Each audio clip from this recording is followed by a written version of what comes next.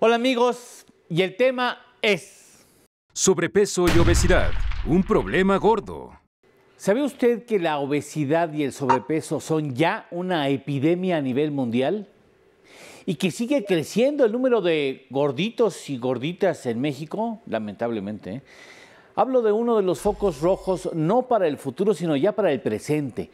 Un verdadero desafío para la salud de la especie humana y para México, un reto de presupuesto federal. El Imperial College de Londres publicó en abril del 2016 un estudio al respecto en la revista científica The Lancet. La investigación realizada durante el 2014 advierte que esta epidemia mundial tendrá consecuencias para la salud de magnitudes hasta ahora imposibles de conocer. Cifras de la Organización Mundial de la Salud indican que cada año mueren al menos 2.8 millones de personas por obesidad.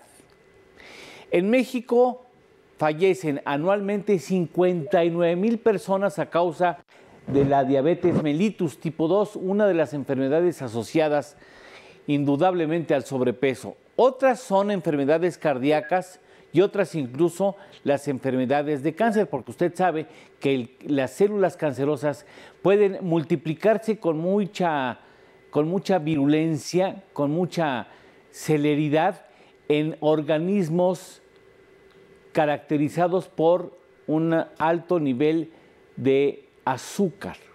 Así es que o prevenimos o lo vamos a lamentar. Después de analizar la masa corporal de 20 millones de personas, los científicos británicos descubrieron que en 40 años el número de hombres obesos en el mundo se triplicó, en tanto que el de las mujeres fue más del doble. Es decir que mientras en 1975 la cifra mundial de obesos era de 105 millones de personas, para el 2015 el número de personas obesas se multiplicó por 6. Ya eran en ese entonces, ahora son más por supuesto, 641 millones de gorditos o gorditas. El estudio del Imperial College concluye que las políticas sanitarias no han logrado evitar el aumento del índice de masa corporal, el IMC, en la mayor parte de los países. México, por supuesto, figura entre los primeros lugares en el campo de sobrepeso y obesidad. Con datos de ese año, 2014, estamos colocados en el lugar número 6, tanto en hombres como en mujeres. El primer lugar lo ocupa China, curiosamente, seguida de ¿quién cree? Pues sí, Estados Unidos. Pero hay otro estudio publicado en la revista Frontiers in Public Health que tiene cálculos un poco más preocupantes, como si hubiera una necesidad de que nos preocupáramos más. El artículo indica que en los países desarrollados, hasta el 90% de los hombres adultos, el 80% de las mujeres, y esto es lo más grave, el 50% de los niños tienen un porcentaje de grasa problemático para su salud futura. Esta nueva investigación está planteando que ahora sea a partir del exceso de grasa, no del peso, sino del exceso de grasa, como se mida si una persona tiene un peso saludable y ya no a través del índice de masa corporal que se asocia a la estatura y el peso del individuo. Es decir, el médico puede tener enfrente a un paciente delgado o con un ligero sobrepeso, un par de kilos, pero cuyo porcentaje de grasa es muy elevado.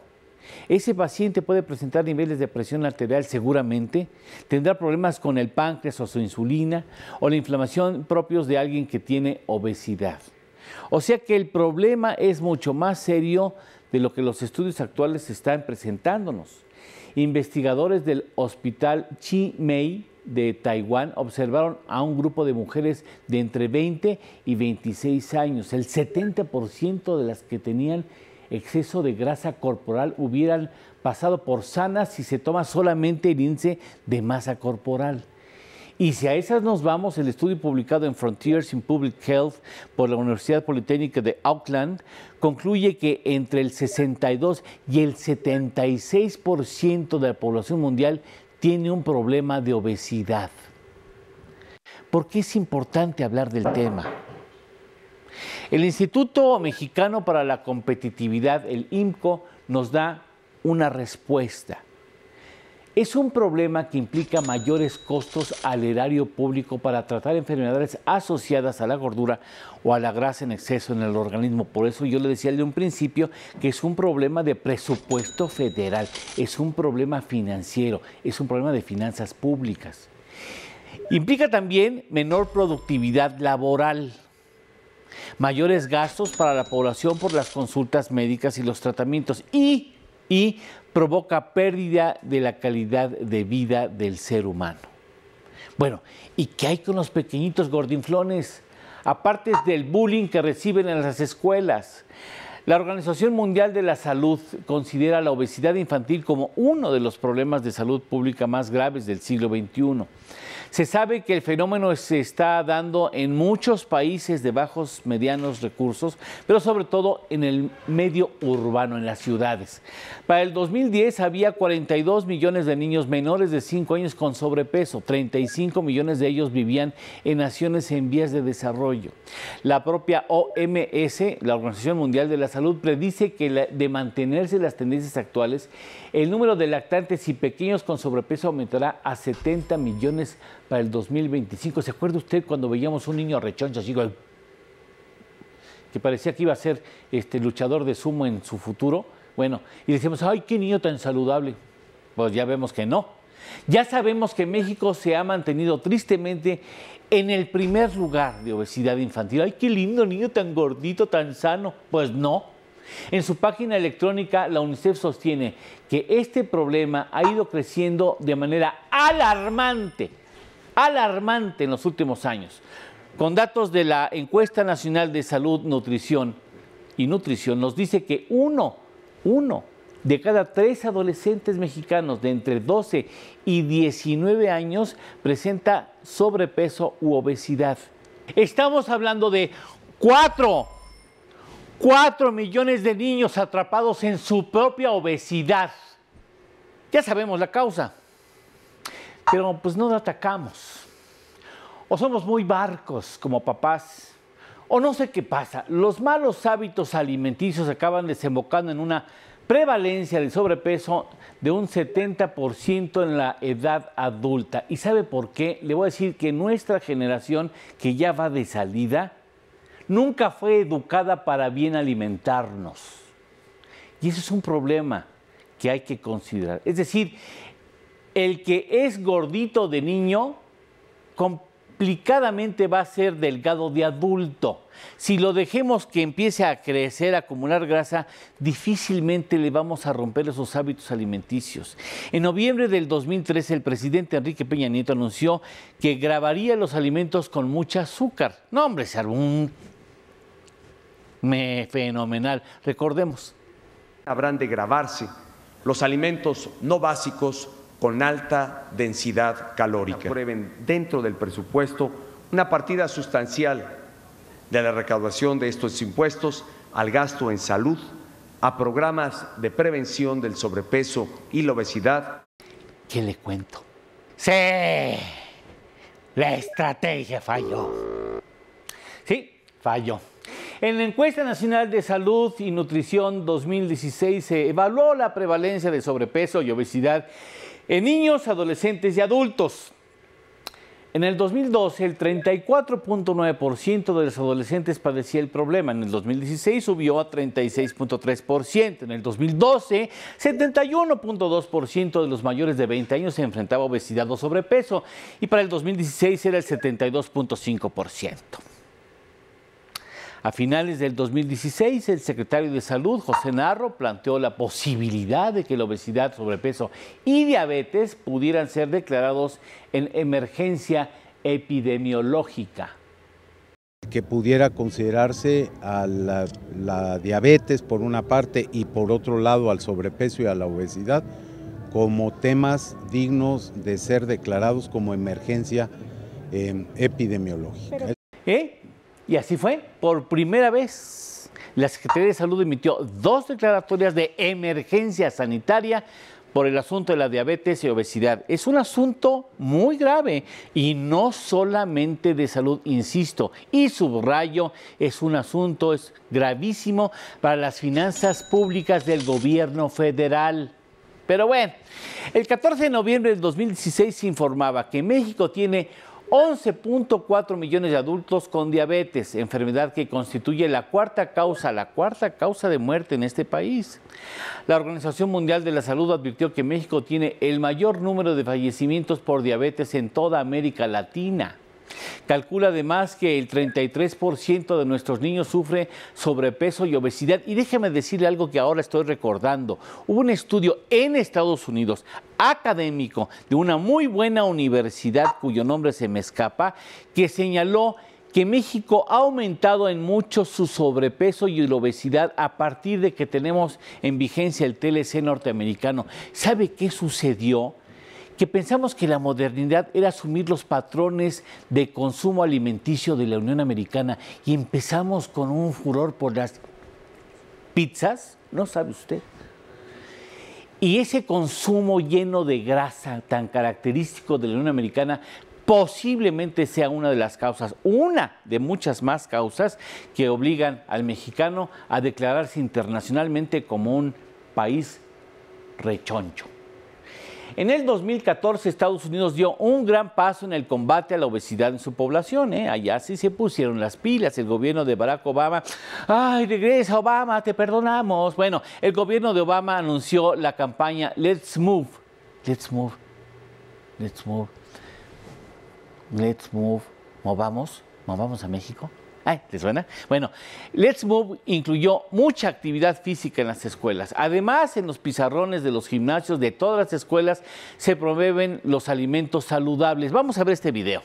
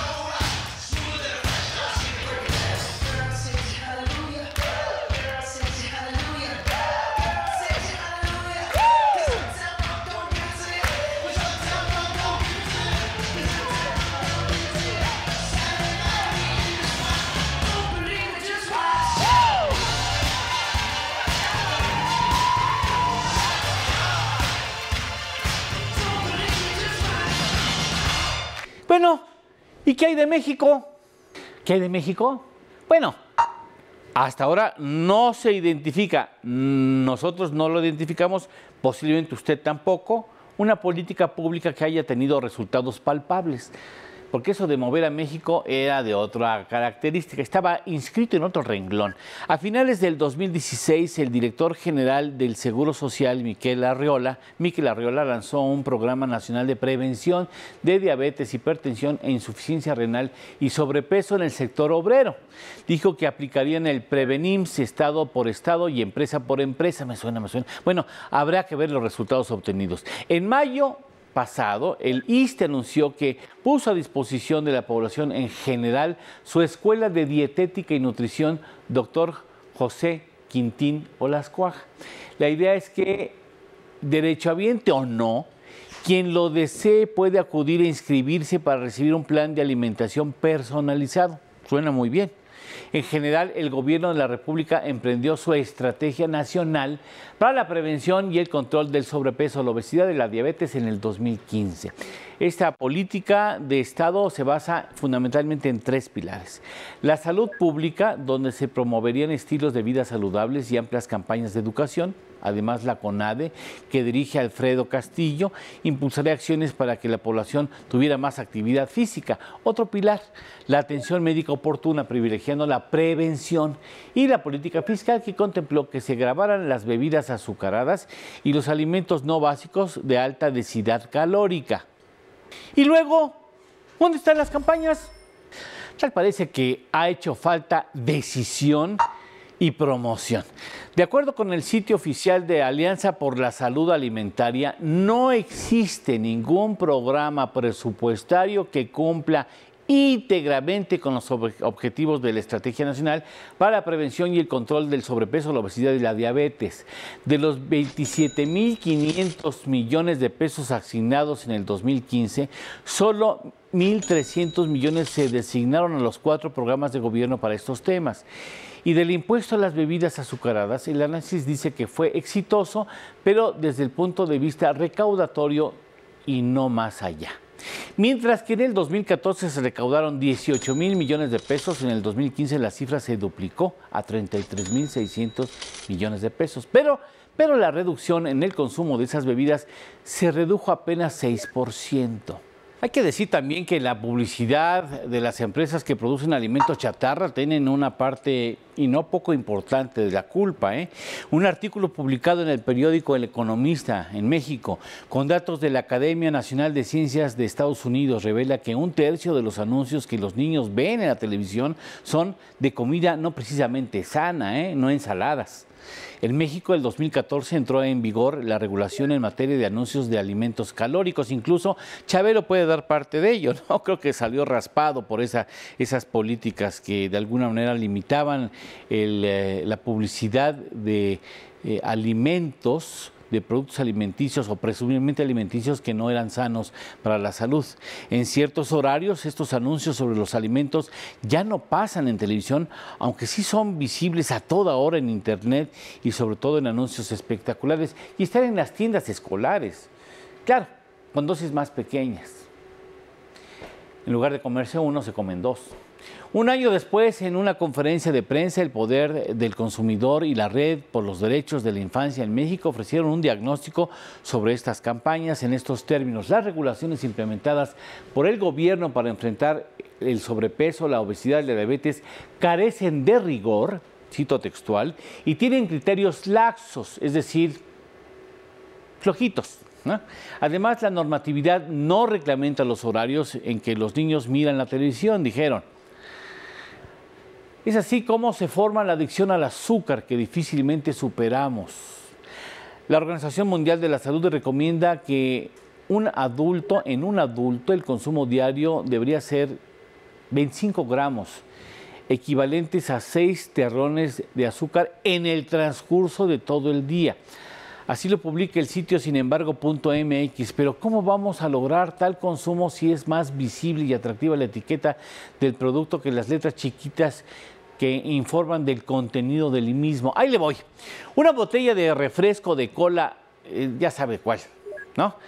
El más famoso en el mundo, contiene 53 gramos de azúcar, equivale a 13.25 terrones de azúcar, mucho más de lo recomendado por el dato que le acabo de dar a conocer.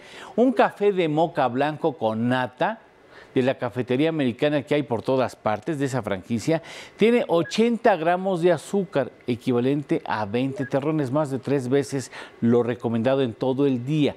Si el consumidor pudiera ver la imagen de esos terroncitos de azúcar que se va a meter al cuerpo, le asegura que lo pensaría 2 veces antes de pedir esas bebidas. ¿Ha visto las bolsas? Esa publicidad que habla de las bolsas, un refresco de cola, ¿con cuántas cantidad de azúcar está en una bolsita? No, hombre, lo ve uno y entiende, ¿no? ¿Por qué no obligar a las empresas a ofrecerse información así de facilito, pues no les conviene, por supuesto que no les conviene. Amigos, el tema es que urge urge enviar un mensaje desde la sociedad civil a los gobiernos del mundo para que desarrollen e implementen políticas más efectivas para tratar la obesidad, pero sobre todo para prevenirla. Porque hay gordos, de que hay gordos, hay gordos. Ahí tiene usted un exgobernador que está preso y sigue estando un timbonzón de este tamaño, con todo lo que se robó. Se va llenando de grasa. Si no resolvemos hoy, estaremos lamentando muchas más muertes el día de mañana. Que se regulen con mayor rigor los productos chatarra. Inculquen a sus pequeños mejores hábitos alimenticios. Explíquenle cómo deben de alimentarse correctamente para no tener problemas de salud posteriormente.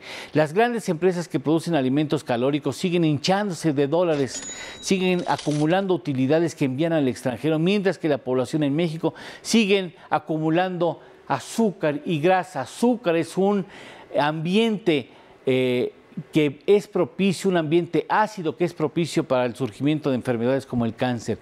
Vamos a crear en los jóvenes y en los niños el hábito de ejercitarse diariamente en el parque, en el deportivo, en la escuela, en la casa, en que estén ahí chateando, que se pongan a hacer algo productivo, que ejerzan el organismo.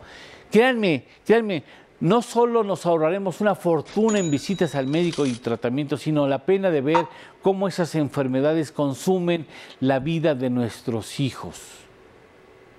Nos vemos la próxima.